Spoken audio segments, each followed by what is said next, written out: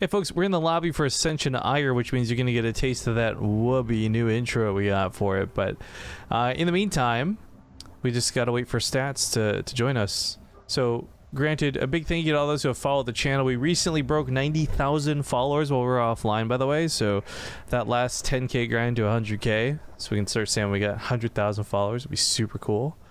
Hey. It kind of sucks. It's interesting, actually. And this is kind of not where I was segueing this, but I'm going to bring up.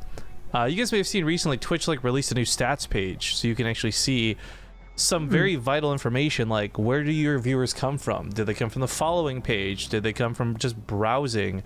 Did they happen to see you through a link and then follow that link?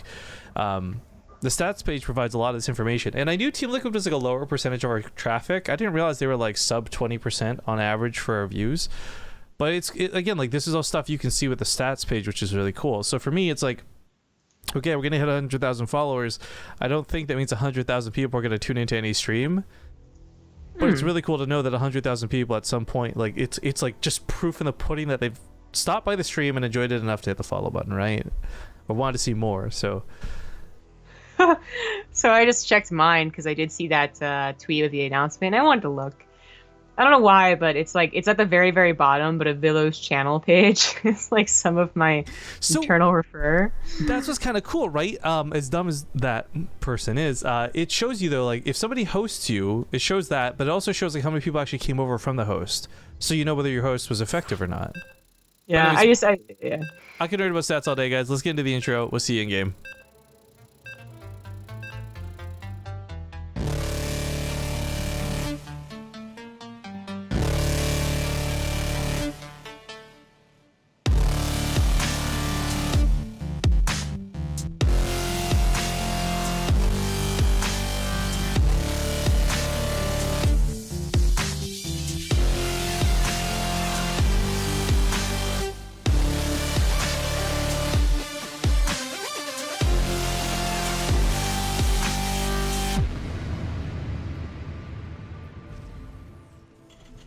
Game number 1 in a brand new best of 3. We're now officially in the round of 8 for this week's Olimoleague.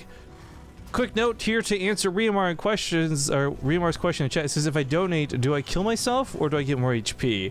If you're the bit boss, you cannot extend your HP, but you can heal damage done to you. So unfortunately, if you were an awesome enough guy to throw more money our way, it wouldn't actually do anything to extend your health. Probably best off just waiting to kill the guy who might kill you. Yeah. But at the same time, if you wanted to throw some bucks at us, we're not going to be upset about it either. It's true. So you want to say you next Sekiro for that 100 bits?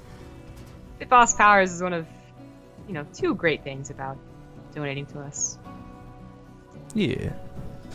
Yeah. All right. Well, it's game number 1, and in the lower right, we have the blue Terran player, ByuN. In the top left, as the yellow Protoss, he is Stats. So, I don't know if we're going to watch ByuN ride all the way to the finals, but I just love the sort of, I don't know, storyline's not the right word, but the story that this half of the bracket kind of tells, right? ByuN takes on Nurture as the foreigner coming to the cup. That's kind of cool, but then, like, he goes against Classic, then he goes up against Stats, then he goes against possibly Niebuhr Creator, right? Like, if he goes through this, like, crazy TVP bracket, wins them all, and loses, like, TVT in the finals, I wouldn't even be that mad, to be honest. Truly being tested with the Protoss. Yeah. But he's just went from facing a guy that is known for being a little bit cheesy, although funnily enough both cheeses didn't work, it was his macro game that worked, to facing a guy that is most well known for his defense and macro game. So maybe ByuN, this is where he really falters, just being unable to deal damage to Stats, or maybe he continues with the hot streak onto the semifinals. We have a couple of Zergs still left over too, but you just want to make a note of before they potentially die, because we just have not been seeing a lot of Zerg presence in the Korean leagues typically. And they might just get, killed before we actually get to catch them. Against Gumiho and Billowy. I'm pretty sure Sue takes it against Billowy, but who knows? Yeah, Billowy can sometimes really upset that bracket. True. He's been sniped recently by Hellraiser a lot, just coincidentally facing each other a lot in the European brackets. Yeah, this is obviously Korean, despite the European nerd show and the American Neeb. Well, the Neeb's still in Korea. Yeah, I think he's. I think he's staying to Montreal, right? Then goes back home after. I think so. Yeah, he might be like one of the only guys in the house, to be honest. Soon. Yeah. Well, so what's interesting is, as people start getting their invites and flights out to Montreal and stuff, it determines on who then wants to, much less would be allowed to stay in our house in Korea. Because it's one of those things where like, oh well, Blizzard's paying for the flight. Can my return trip be to Korea, please? Yeah, definitely a lot of people are going to take advantage of that. But right now we have, like, for instance, No Regret and Scarlet taking advantage of literally having their home in Canada and preparing for Montreal. You know, that whole thing. Well, we got the odd Widowmine placement that is a Terran thing to do, but no oracles en route. And I guess this is kind of an odd thing, because normally, you know, ByuN's either in the main with scouting or he's taking damage from oracles. Not this time around. Blink's finishing up, and that's a really early Blink too. Oh yeah, he's chronoing that out. So Stats has been doing a lot of 2-base Colossus, and that might be where he transitioned, you know, after this potential attack. But first he is going for maybe a slow warp-in Blink attack. It's just 3 gateways, but this early on can still surprise a Terran player who doesn't have a lot of production. It should shoot up. That's all I'm saying. Go on. You interrupted you, but go on. I mean, it was kind of done, so like she said that perfectly. But I was also going to mention that Blink Stalker Robo ends up working out usually better against Banshee, but because he's being offensive with it, that might not be the case. Yeah, these Stalkers walking to the front gates will actually be dealt with the Marines pretty easily, so it doesn't matter what gets done here in the main. Nachos. Thank you for the $20. Whoop, whoop, whoop. Zero does come back, and yeah, the Stalkers unfortunately don't kill the Banshee as quickly as, like, for instance, like a Phoenix does, but they do.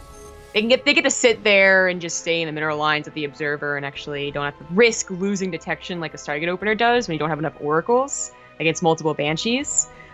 This was complicated because Stats is also trying to attack, so can ByuN hold on while dealing damage with the Banshee? I mean, I really like Stats. I think he's one of the more solid non-cheese Protoss players. But my God, watching him do this with those pylons is so desperate. He really didn't want to warp in back at home because he is still attacking on the front. ByuN is trying to build bunkers, but he had very limited Marine production going for that starport, going for the Banshees. It's kind of desperate.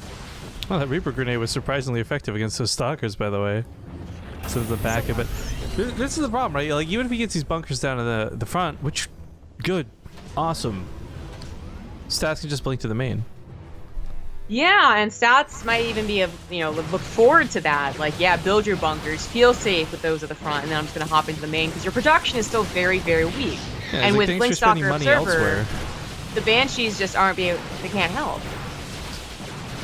If there was a way to remove that Observer, this game would be so much easier for ByuN, but I don't think there really is. He blinks into the Marauders, which is maybe a little too aggressive, but Stats has really got the momentum to throw around here as ByuN is just bleeding everything out. Workers and army units alike. Yeah. It looks like this attack might just cut it. A barracks is also going to burn down. A pretty important barracks with a tech lab on it, at least not the Stim barracks.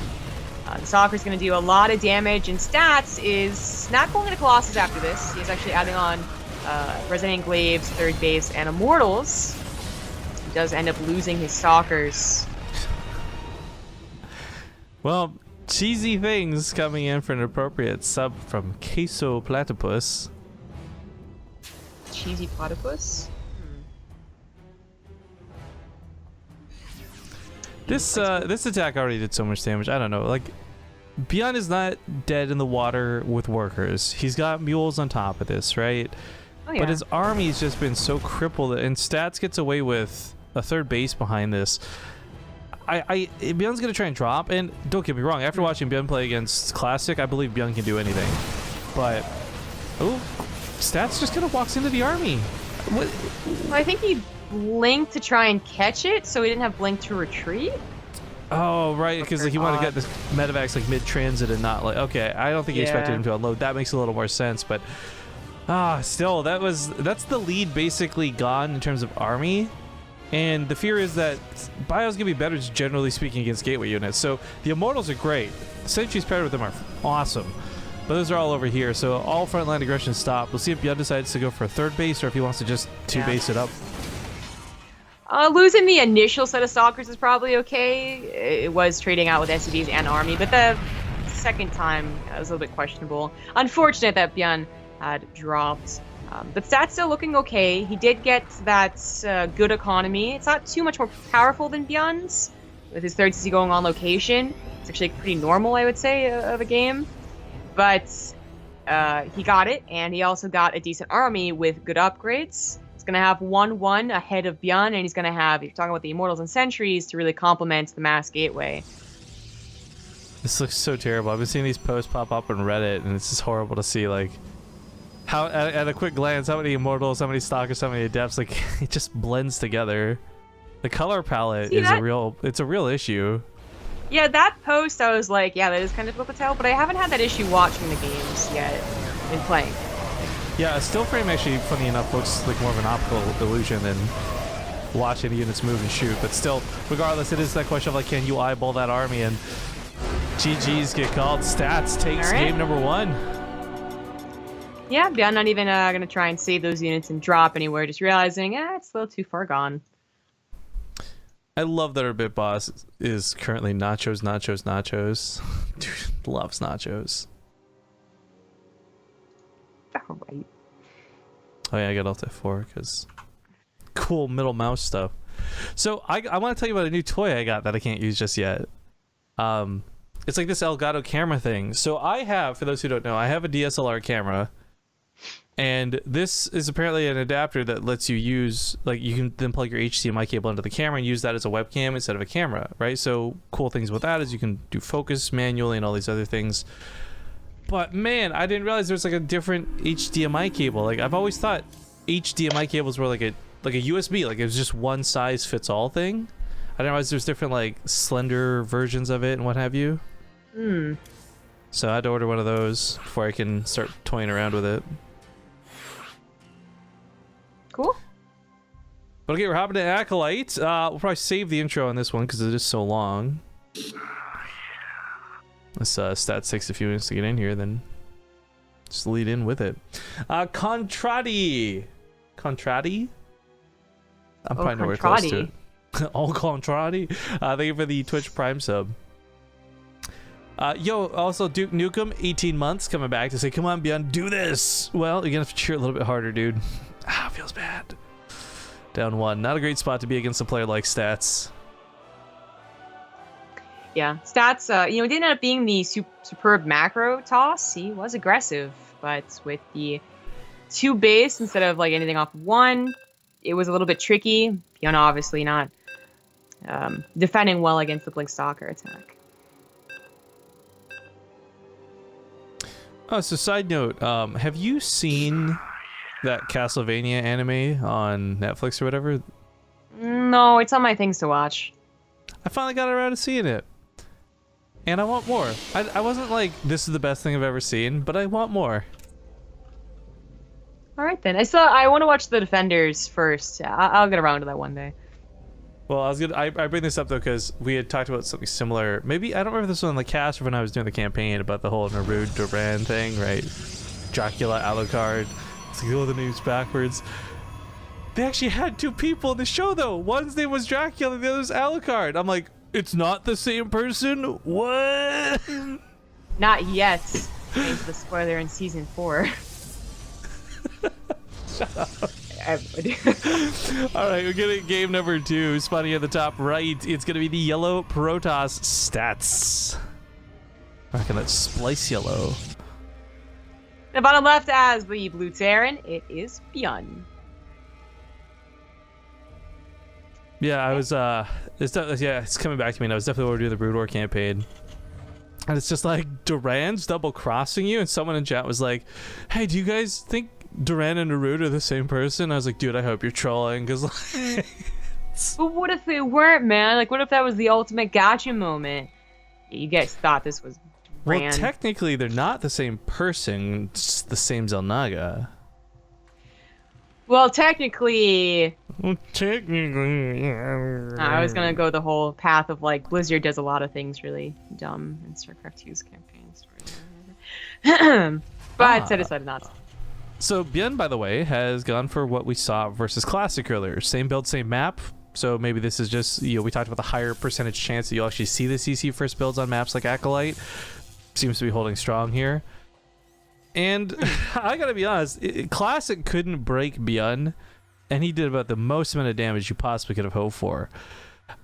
I wonder if Stats will do the same thing after scouting, or if Stats will say, you know what, I'll just play the macro game. Like, screw it, I'll take 3 bases, you take your 2.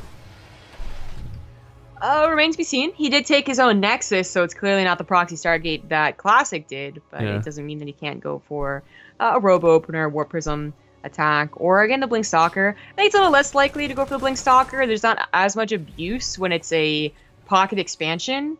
The Blink Stalker attack can actually just blink on the high ground and deal enough damage, sure, but most of the time it's like the threat of both natural and main being attacked that's scarier. Well, one thing I like about where Legacy of the Void has gone, and this is more of a general statement than these two specifically, like back in the day, if it's ZVT and they got a 3rd CC, it's all in time, right? Fingers, switch flips, and it's just how the game will play out.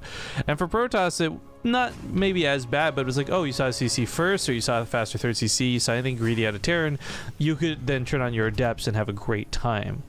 I'm glad that the game has gone from a point where that was the case for the first bit of Legacy, and now it's really not. Like with ByuN's build here, it wouldn't matter. Stats could come at him with like 4 or 5 Adepts, no problem. He'd be able to deal with it. The Marine production is going to be there. Well, yeah, I mean, if Stats isn't going to punish this natural expansion with his own attack or like even a bit of harassment, then ByuN will absolutely explode in production. As CC first is quite powerful and just, you know, not being touched.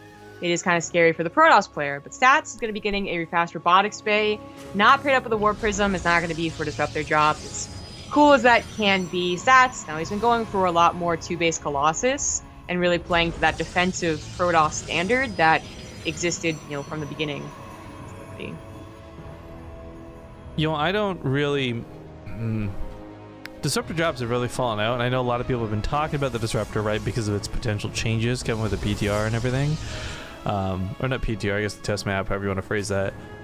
I'm sad, because I actually loved the idea of the way Disruptor drops had, I guess, set themselves up from when the unit first was conceived to like the way that it's actually turned out now. Watching people like Neeb and others, only guys with good control, you know, get advantage of other players. Like, I love that a lot. I'm really sad that that's actually not going to be part of the game. So I think you can look at the overall changes and just see that Blizzard wants to take away any potential like one-hit wins. The Widowmine was changed, the late game units were changed, and the Disruptor was changed. So all with like the explanations revolving around like we didn't want them to be the game-ending unit that it was. I think that's like technically you think about it, it's like it's a good approach, but I actually really like the explosiveness of Disruptors, and I wish they didn't change it. So, well, I'm still not sure what I think about the balance changes, and like some people have been playing on it, and that's all well and good, but it's still kind of like a slow matchmaking. I've tried to play it a couple times, and it's just been not that great, and the pros aren't going to get a hold of it for some time, so it's always like, what really does that match or app test mean? Yeah, there's a lot of tweaking that'll be sure to come too, but I was gonna say I love this Bacon Hero, Rifkin, and then Nick Fear, but then right underneath that, do you guys think Stats and Stats are the same person? Oh my god, that moment when I actually didn't realize Stats backwards was still Stats. Yeah, I never thought about it, man. Yeah, all right. I'm having a real Ace OMG mind-blown moment here, but the attack to the front out of this is really not that potent. It's more of a distraction, if anything. Because back here is where we have the real damage coming in, and Skirt's right around the overcharged pylon, so really only a couple Marines in range of it. Colossus are busy on the front lines, and they'll take care of that threat. Now they got to get to the back of the base and stop these Marines from getting away with too much. It doesn't look like they're going to get much more than this, though. Yeah, just Marines, I don't think are going to get a Nexus. I mean, they're getting it, the shield's gone, but yeah, Colossus respawn. So, Stats holds against ByuN's initial push, powered off that natural command center.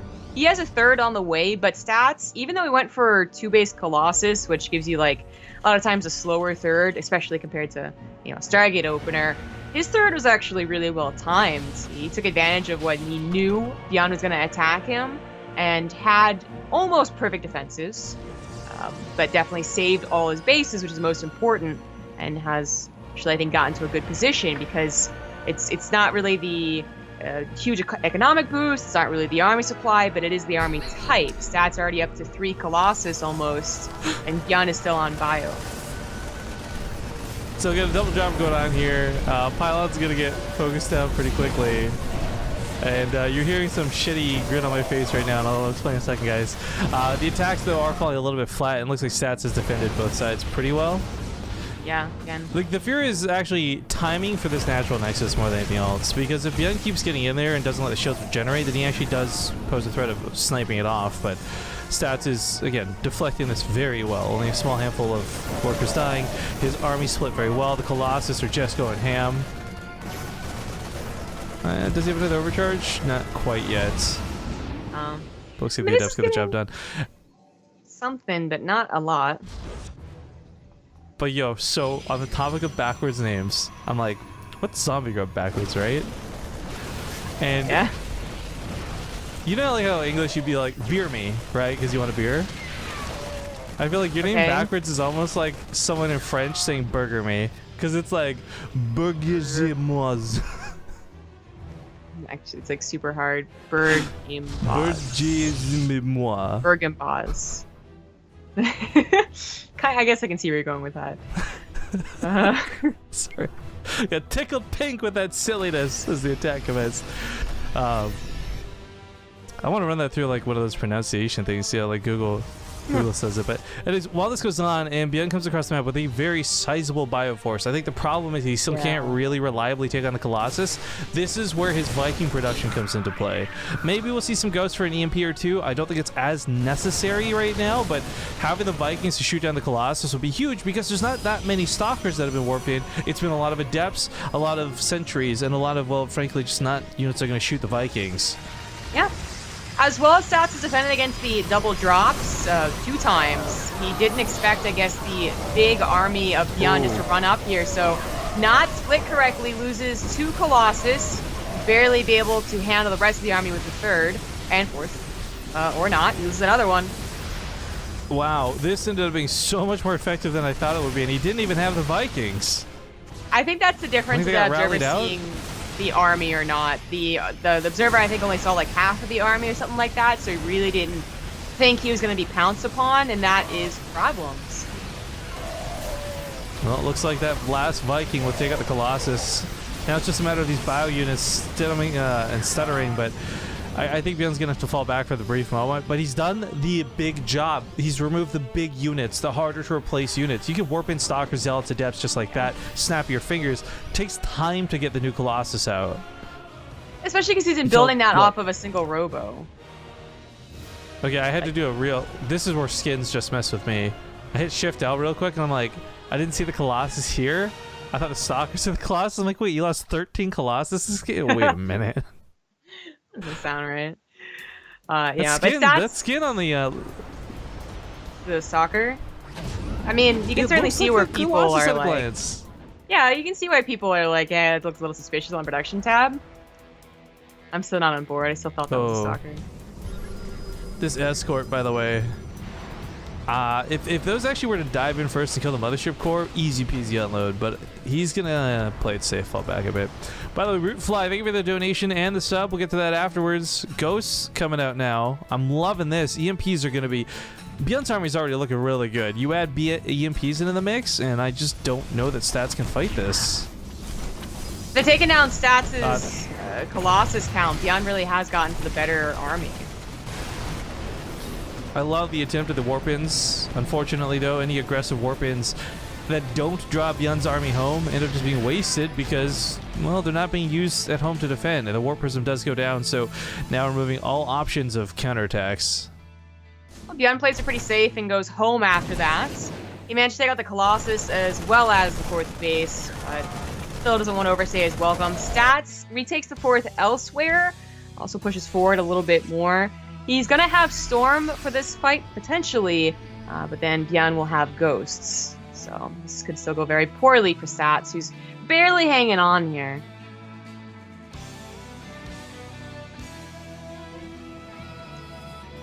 He's gonna have to really do a good job of splitting up his High Templars, not letting them get 1 EMP to end the day.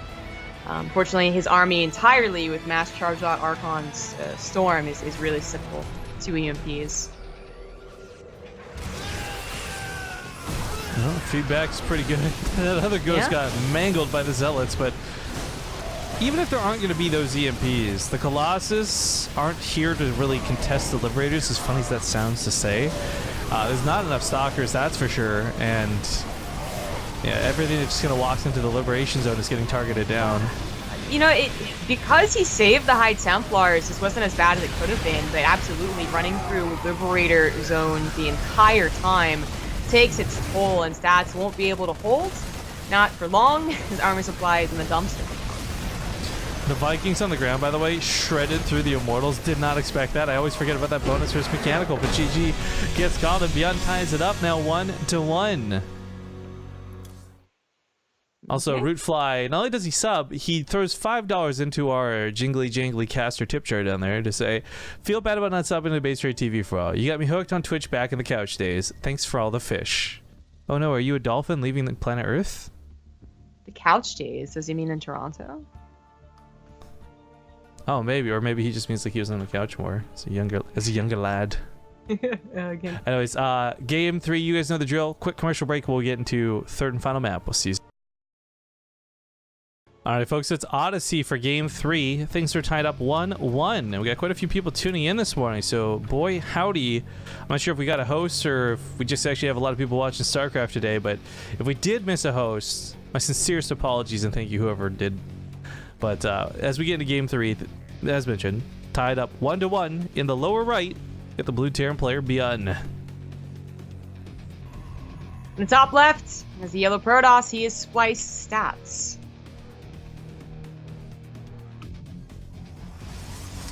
Alright, so Neeb did end up beating Creator 2-0, by the way, so Neeb awaits the winner of this in the semifinals. Other side of the bracket, Gumiho took Solar down 2-1 and waits for either Sue or Billowy. So we got 2 best of 3s and a best of 5 still coming at you for this week's Olimoleague, and they're kind of really juicy matches.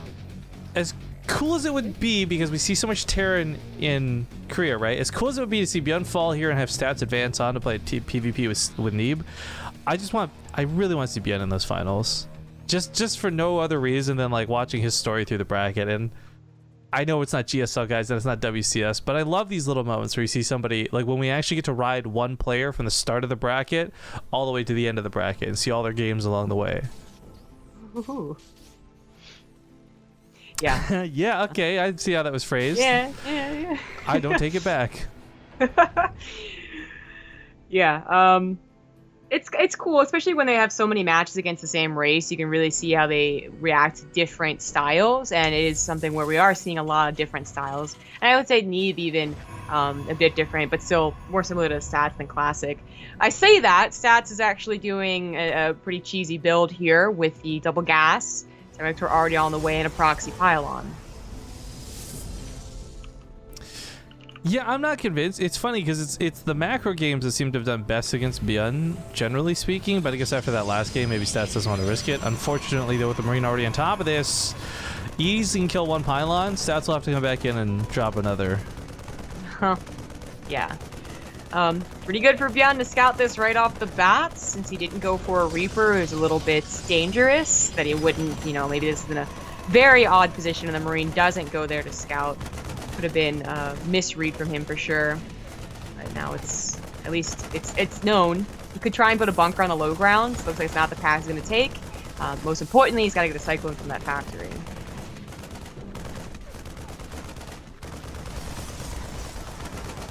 To watch your paint dry.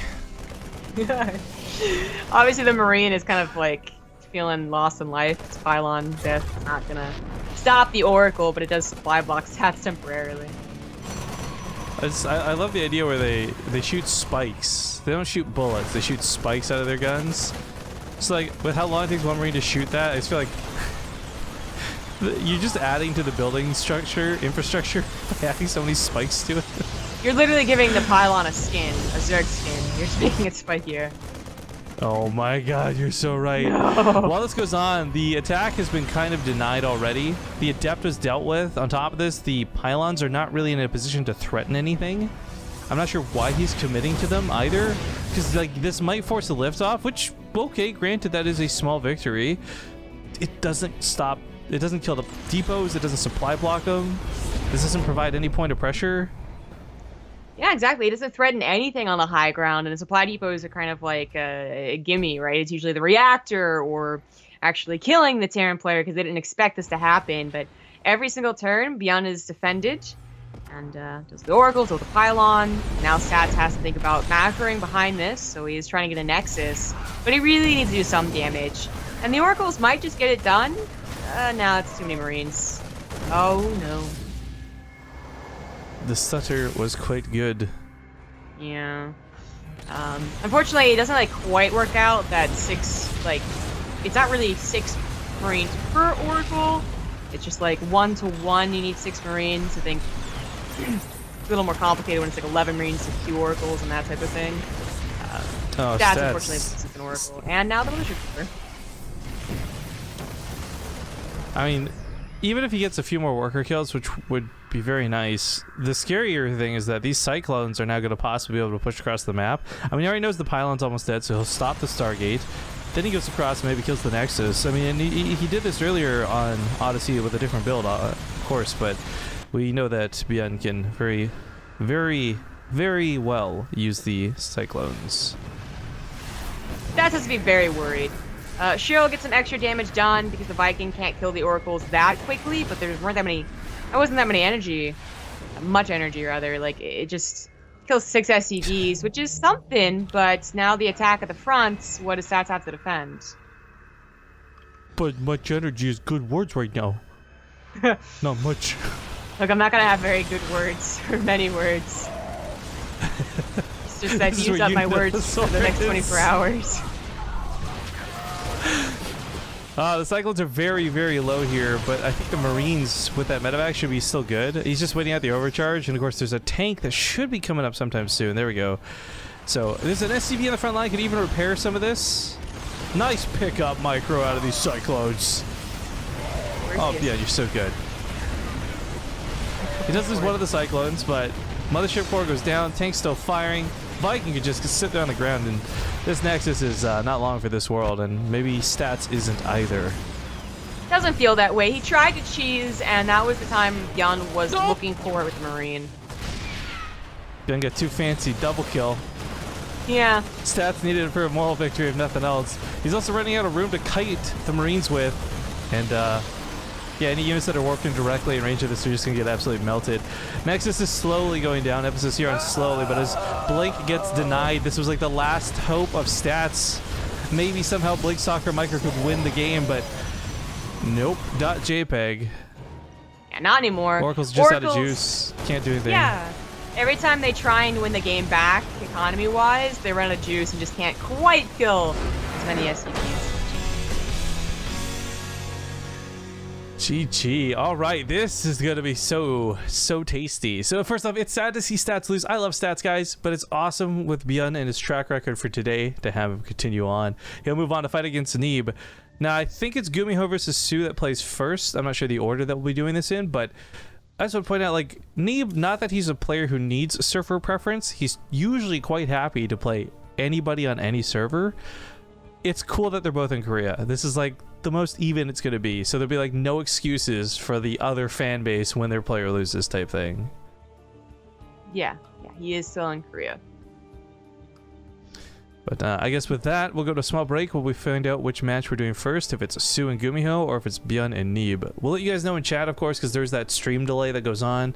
Thank you guys for tuning in. Don't go anywhere. We'll see you soon.